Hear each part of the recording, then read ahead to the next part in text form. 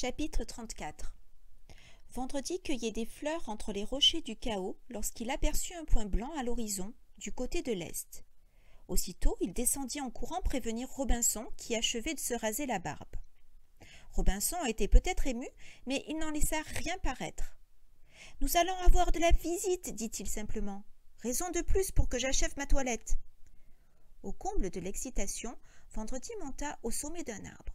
Il avait emporté la longue vue qu'il braqua sur le navire devenu nettement visible. C'était une goélette à huniers, un fin voilier taillé pour la course avec ses deux hauts mâts dont le premier, le mât de misaine, portait une voile carrée, le second une voile triangulaire. Elle filait bien ses 10 à 12 nœuds et se dirigeait droit vers la côte marécageuse de l'île. Vendredi se hâta d'aller donner ses précisions à Robinson qui passait un gros peigne d'écailles dans sa crinière rouge. Puis il regrimpa dans son observatoire. Le commandant avait dû se rendre compte que la côte n'était pas abordable de ce côté-là de l'île car le navire virait de bord. Puis il réduisit sa toile et courut à petite voile le long du rivage. Vendredi alla avertir Robinson que le visiteur doublait les dunes et jetterait l'ancre très probablement dans la baie du Salut. Il importait avant toute chose de reconnaître sa nationalité. Robinson s'avança jusqu'au dernier rideau d'arbres bordant la plage et braqua sa longue vue sur le navire qui stoppait à 2 encablures du rivage. Quelques instants plus tard, on entendit la chaîne de l'ancre tinter en se déroulant. Robinson ne connaissait pas ce type de bateau qui devait être récent, mais il reconnut l'Union Jack, le drapeau anglais, qui flottait à l'arrière. L'équipage avait mis une chaloupe à la mer et déjà les avirons battaient les flots. Robinson était très ému. Il ne savait plus depuis combien de temps il était dans l'île, mais il avait l'impression d'y avoir passé la plus grande partie de sa vie.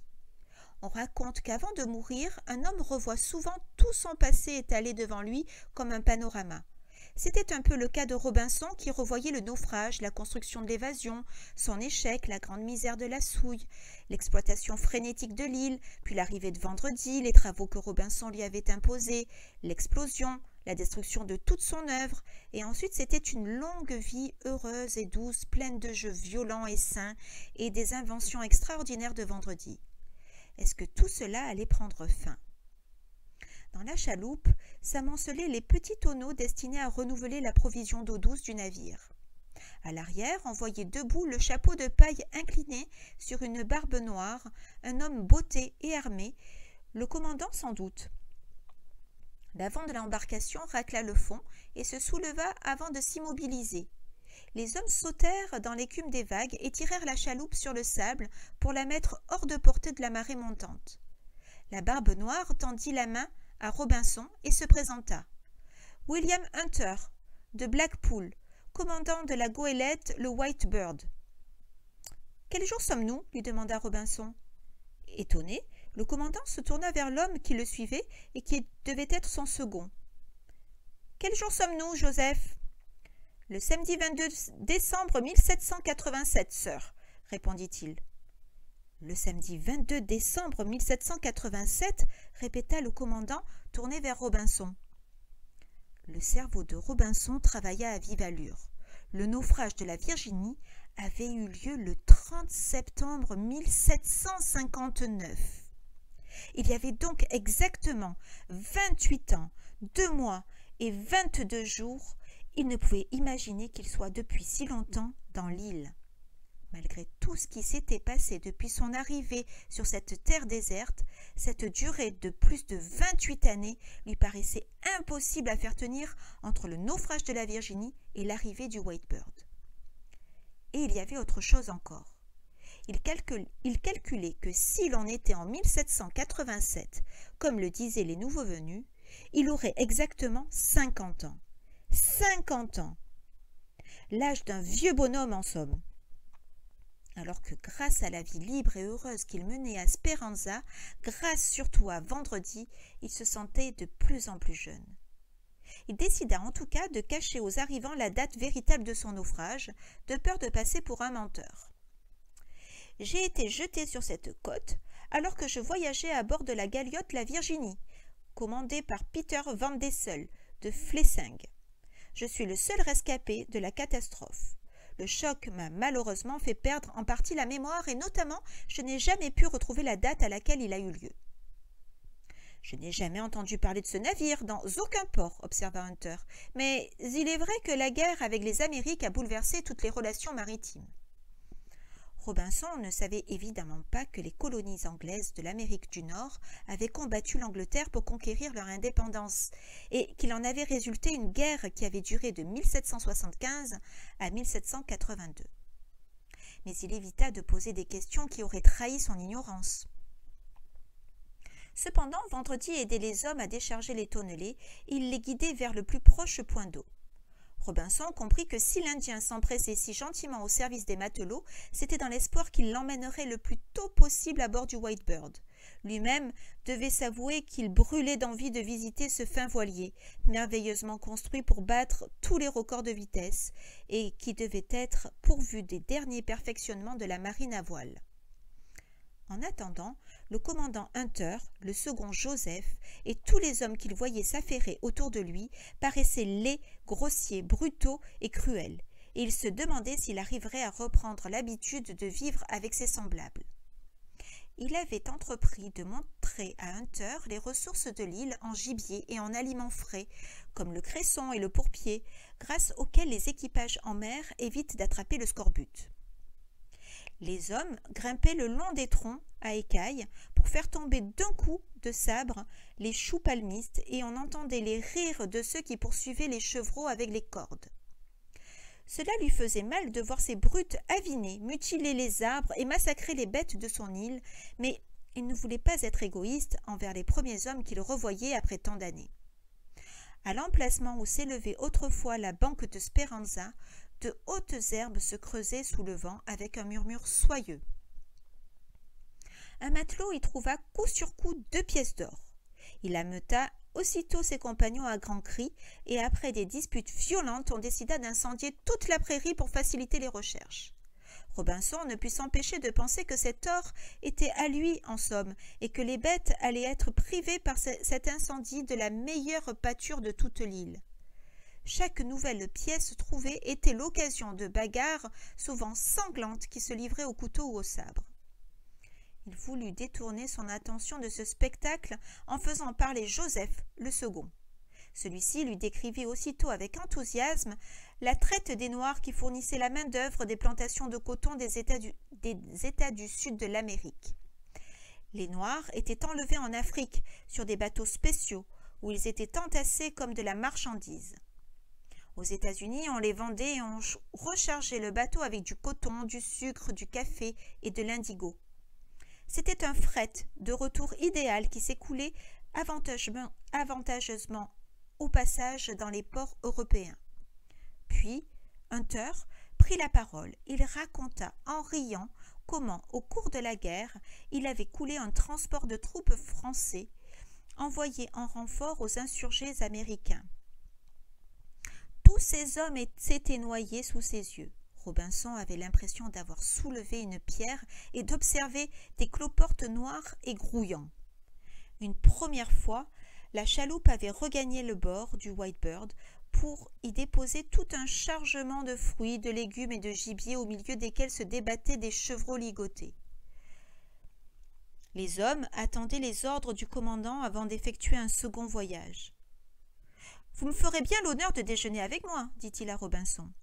Et sans attendre sa réponse, il ordonna qu'on embarque l'eau douce et qu'on revienne ensuite pour le mener à bord avec son invité. Lorsque Robinson sauta sur le pont du Whitebird, il y fut accueilli par un vendredi radieux que la chaloupe avait amené lors de son précédent voyage. L'Indien avait été adopté par l'équipage et paraissait connaître le navire comme s'il y était né. Robinson le vit s'élancer dans les haubans, se hisser sur la hune et repartir de là, sur les marchepieds de la vergue, se balançant à 15 mètres au-dessus des vagues avec un grand rire heureux. Il se souvint alors que Vendredi aimait tout ce qui avait rapport à l'air, la flèche, le cerf-volant, la harpe éolienne. Et ce beau voilier svelte, léger et blanc était certainement la chose aérienne la plus merveilleuse qu'il n'eût jamais vue. Il éprouva un peu de tristesse en constatant combien l'Indien paraissait plus heureux que lui de l'arrivée du Whitebird. Il avait fait quelques pas sur le pont lorsqu'il distingua une petite forme humaine attachée demi-nue au pied du mât de misaine. C'était un enfant qui pouvait avoir une douzaine d'années. Il était maigre comme un oiseau déplumé et tout son dos était strié de marques sanglantes. On ne voyait pas son visage, mais ses cheveux formaient une masse rouge qui retombait sur ses épaules minces et parsemées de taches de rousseur. Robinson ralentit le pas en le voyant. « C'est Jean, notre mousse, lui dit le commandant.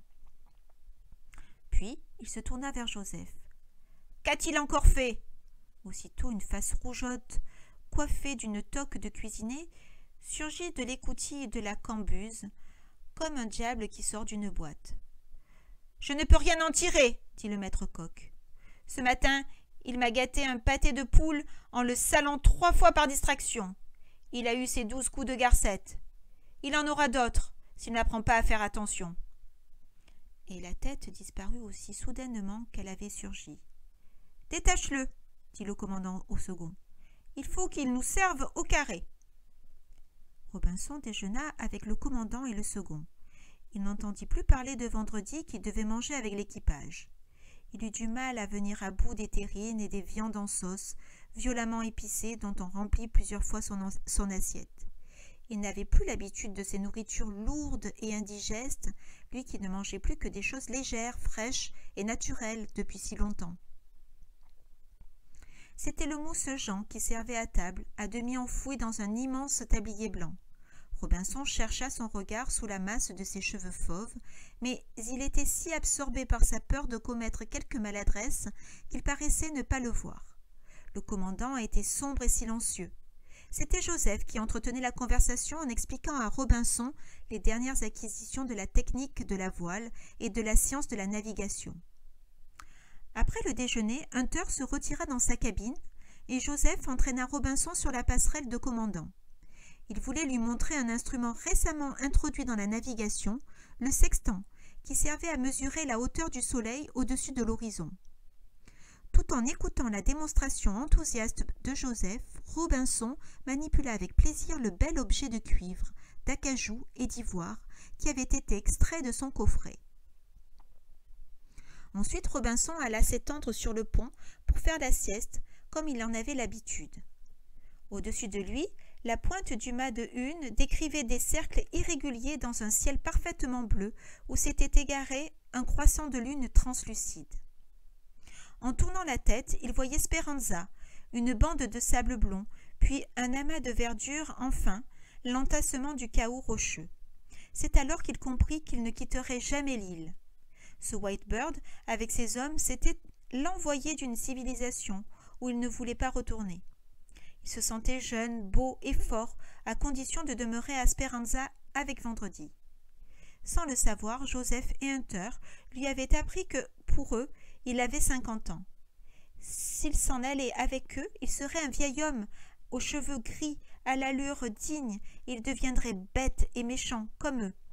Non, il resterait fidèle à la vie nouvelle que lui avait enseignée Vendredi. Lorsqu'il fit part de sa décision de demeurer sur l'île, seul Joseph manifesta de la surprise. Hunter n'eut qu'un sourire glacé. Au fond, il était peut-être soulagé de n'avoir pas 2 passagers supplémentaires à embarquer sur un navire étroit où la place était chichement distribuée. « Je considère tout le ravitaillement et l'or que nous avons embarqué comme l'effet de votre générosité, lui dit-il courtoisement. En souvenir de notre passage à Speranza, permettez-moi de vous offrir notre petite yole de repérage qui s'ajoute inutilement à nos 2 chaloupes de sauvetage réglementaires. » C'était un canot léger et de bonne tenue, idéal pour 1 ou 2 hommes par temps calme. Il remplacerait avantagement la vieille pirogue de Vendredi. C'est dans cette embarcation que Robinson et son compagnon regagnèrent l'île comme le soir tombé.